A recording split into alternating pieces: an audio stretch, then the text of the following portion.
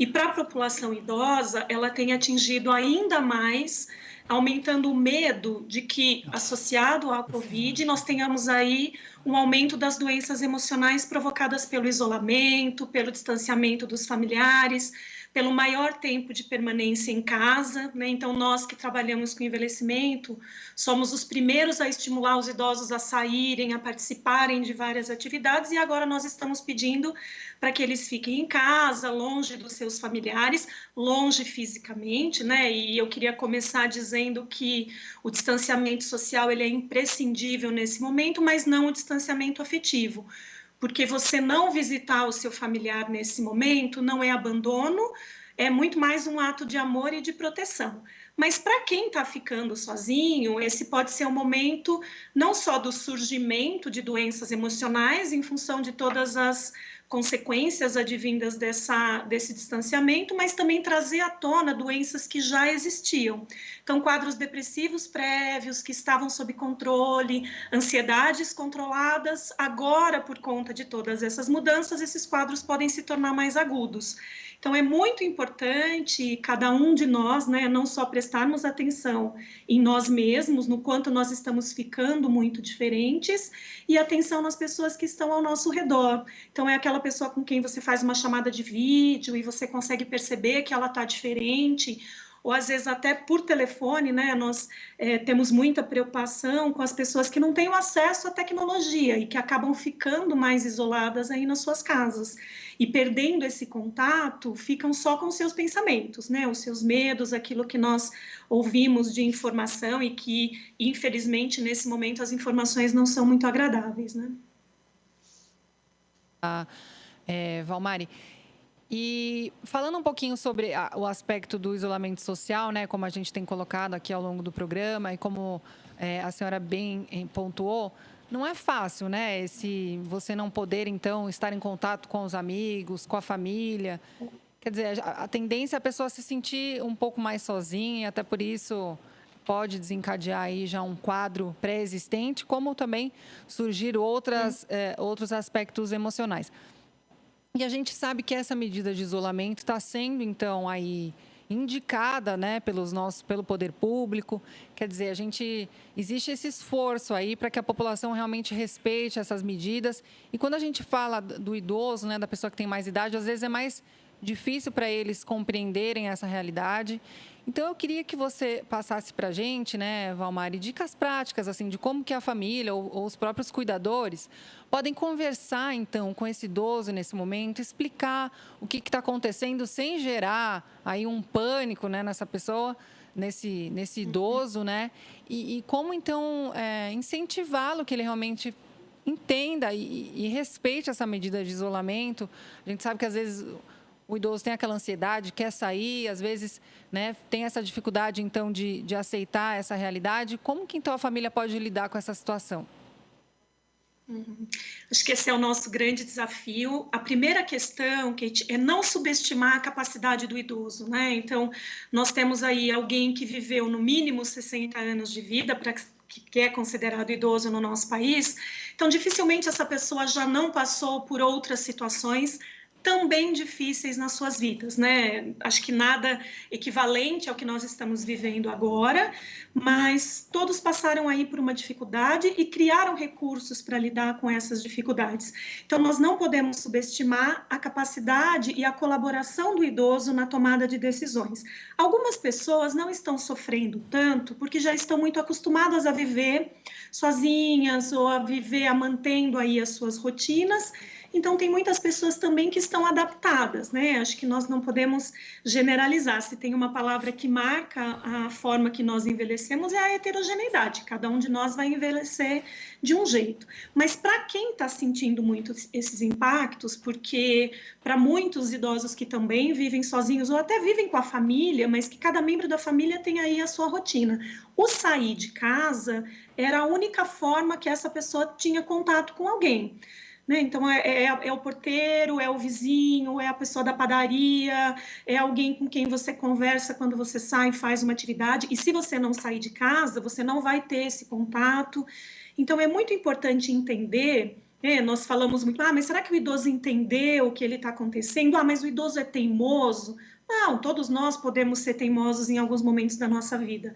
Às vezes, o que o idoso não entendeu é a gravidade e o porquê isso o atingiria de formas diferentes, sem que o idoso se sinta culpado, né? Embora o idoso seja, os idosos sejam as populações a serem mais, uma das populações a serem mais protegidas, por conta de todas as mudanças que o próprio organismo do idoso tem diante do contato com o coronavírus. Então, não é que o idoso pega mais do que o jovem, mas uma vez o idoso pegando o coronavírus, ele vai ter mais dificuldade para se recuperar do que uma pessoa mais jovem. Então, a primeira questão, comunicação. Converse com o seu familiar idoso, converse com a pessoa que você cuida, veja se ele tem alguma dúvida, se ele não entendeu, porque a gente também não pode chegar e julgar as pessoas, né? Às vezes eu já ouvi relatos das pessoas que saíram, idosas que saíram na rua e foram agredidas porque estavam na rua, das pessoas mandando a pessoa para casa como se ele fosse um completo irresponsável.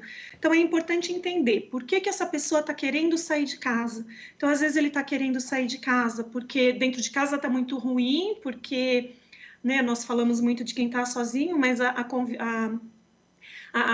o isolamento em casa, ele nos impõe em algumas situações o convívio com outras pessoas que a gente também não tem um bom relacionamento, e às vezes sair de casa é um alívio, ou ele precisa sair porque ele tem que comprar alguma coisa porque não tem ninguém que traga para ele, ele precisa sair de casa. Então, acho que a primeira questão, converse, entenda os motivos e, em conjunto com o idoso, decida qual a melhor forma dele se manter em casa. E caso, né, a dificuldade esteja permanecer em casa, criar rotinas, criar uma sequência de atividades para que ficar em casa não seja um castigo e possa ser uma oportunidade de você descobrir outras atividades, de fazer aí coisas que antes você não podia fazer, sem sentir que isso é um castigo, né? Acho que a gente ainda tem que mudar a nossa relação com esse distanciamento. Ele tem um fim, né? Nós não sabemos ainda quando, mas é importante saber que isso vai passar e em nome desse propósito, conseguir reunir as nossas forças para dar conta de ficar esse período em casa sem tanto sofrimento. Perfeito. Doutora, eu também gostaria de conversar com a senhora sobre um aspecto, porque você destacou a comunicação, o quanto é importante a comunicação e também que devemos levar em consideração, claro, a vontade desses idosos, afinal, eles viveram muito mais do que a gente e têm opiniões e também discernimento para identificar e opinar sobre determinadas circunstâncias, situações e problemáticas em que passamos.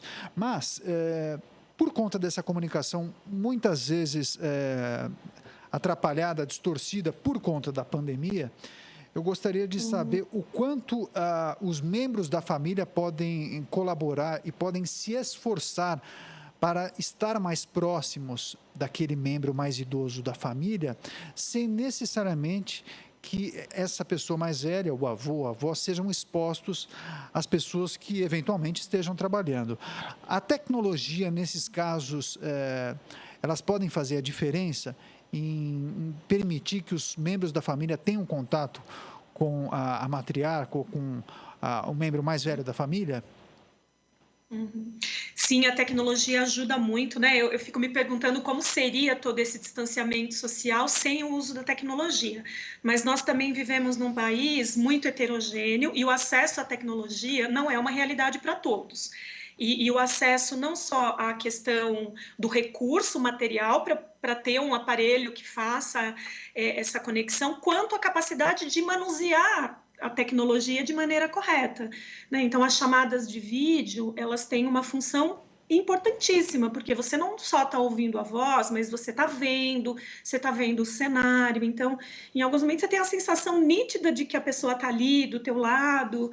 Então, a tecnologia, ela tem sido uma aliada importantíssima, mas, infelizmente, ela não é para todos. Eu acho que mesmo que a gente não consiga ter a chamada de vídeo, que eu acho que é o melhor, as salas de bate-papo, então você consegue ter conversas com mais de uma pessoa ao mesmo tempo.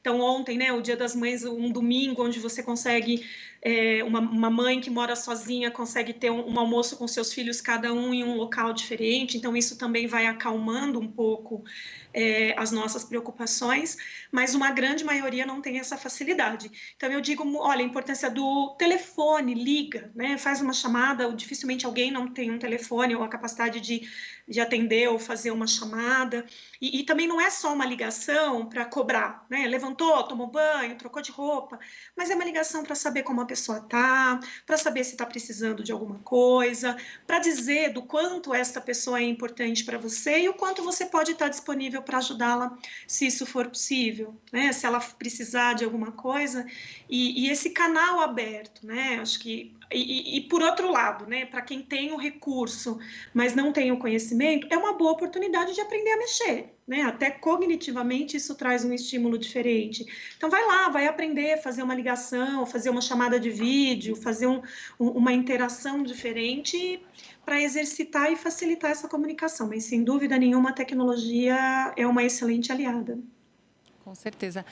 E Valmar, a gente sabe que a saúde mental é um assunto que tem sido muito discutido nesse período de pandemia, né? Não só entre os idosos, mas em relação à população em geral. A gente vê muita gente buscando um apoio psicológico nesse momento, através, inclusive, das tecnologias, né? Que permitem, então, que as pessoas possam, então, se consultar com um psicólogo, um psiquiatra, aí, então, através da própria telemedicina e também através dessas plataformas, né?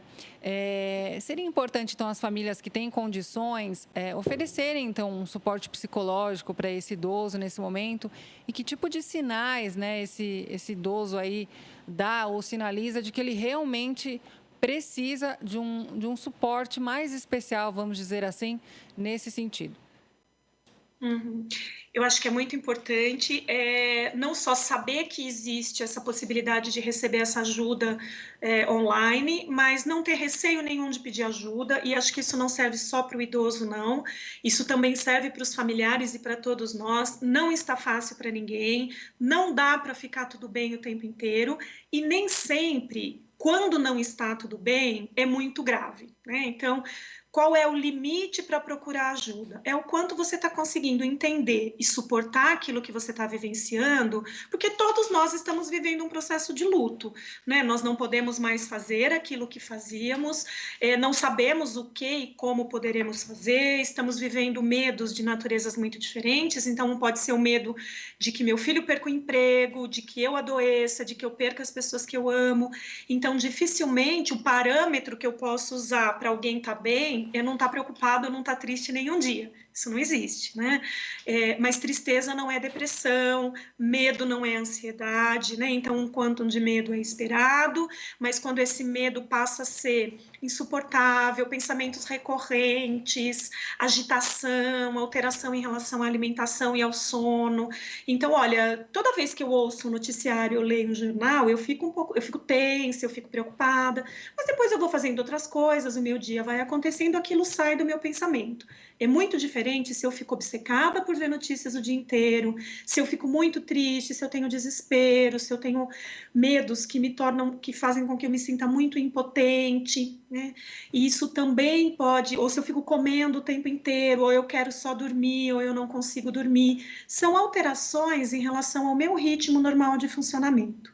Um outro ponto que chama muito atenção, que é em relação às depressões, né? Então, o que eu oriento as pessoas? Levanta da cama, levanta cedo, toma um banho, troca de roupa, tira o pijama, né? Avisa o seu cérebro que é hora de levantar. Ah, mas eu não vou sair de casa, não vai vir ninguém. Não importa, isso vai te dando algumas coordenadas de fora para dentro de que a vida vai acontecendo.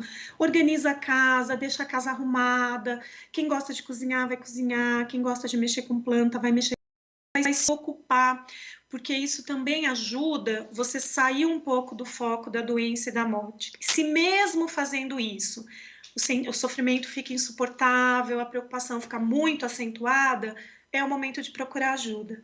E se você é um familiar e está vendo o seu idoso, o seu pai, sua mãe diferente, pergunta para ele, né? Ou oferece a possibilidade dele procurar ajuda, sem que isso seja associado a quadro de fraqueza em nenhum momento, né? Não está difícil não tá fácil para ninguém, e é importante que nós sejamos solidários e sensíveis uns com os outros nesse momento.